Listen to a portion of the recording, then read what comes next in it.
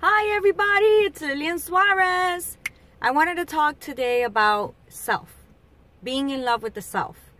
Have you been in love with yourself? Do you even know how it feels to be in love with yourself? Or when you've tried, have you felt fear? And why fear? Why? Why fear of loving yourself? Why do we fear the love of ourselves? We is we. We is the world. We is our thoughts together. We is our feelings together.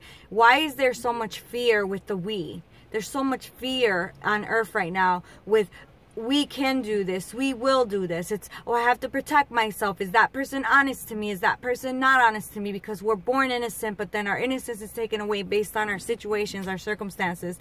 And then we put guards up and then we're like, wait a minute, I got to feel this out before I, proceed, before I have the faith automatically. But we were born to have the faith. We were born to be innocent. And so our goal should be to go back within and recover ourselves, recover the person, the soul, the energy, the motivation that we had before by not being afraid what the world is saying we should be. Forget about what the world's shown, what the universe is saying that you should be. You should be exactly who you feel you should be. Forget about outward. That's a big mistake. Everything is, I want proof. What is this? What is that? Do it because you can see it. Yeah, in some situations you do need proof. You do need to know where you're going. You do need to know where you're headed. But guys, if I could tell you, please, the biggest thing that I can tell you today is love yourself. What is the tune to the sound of your life song? What is your life song? Stop for a moment and put your hand on your chest and say, do I love myself? I guarantee you most of you are going to feel it's a stupid question because you haven't been in that place for a long time.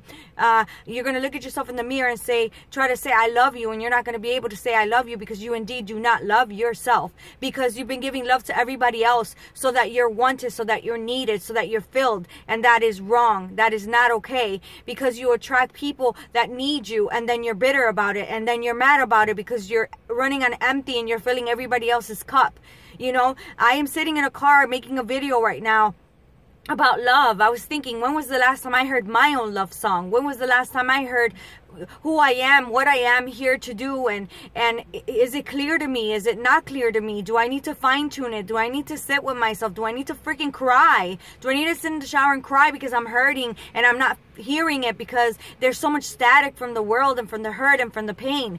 Our song fades away as we go through the motion of life, as we go through this human experience. But we have light in us, so if we hold on to that light, and it's everything that we experience and everything that we just know that we feel that is brilliant, but we've forgotten about because we just know what we know and what we should prove that we know. That's bullshit. We shouldn't prove anything. We should just trust and believe. You're only bankrupt if you don't have love for yourself, because if you don't have love for yourself, then how are you going to attract somebody that truly loves you? You have to be in the frequency of the love for yourself so that a person can come in through that same frequency, because you're like a magnet and you're attracting things into your life. Yeah, people might detour things in your life, but you can't blame anybody for your outcomes, because you're the only thinker in your mind. You're the only thinker. You're the only person. So how can you blame somebody else when you have the opportunity every second, every minute, every hour of the day to change your outcomes, to change how you're approaching life, to change how you're moving forward in life? No one can stop you from your thoughts but yourself.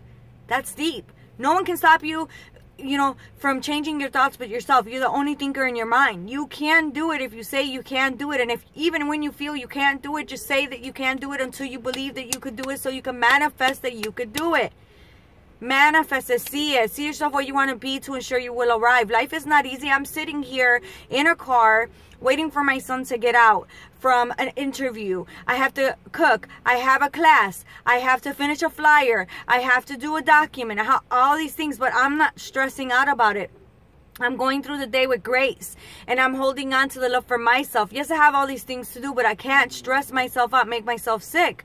I just have to, trust that whatever is going to be done will be done in a timely manner. And I want to take the time to say, man, I don't think I love myself for a long time in my life, and I want you guys to love yourself. Don't be afraid to love yourself. If you're feeling the connection and you're feeling broken with other people because of that connection, you have a problem.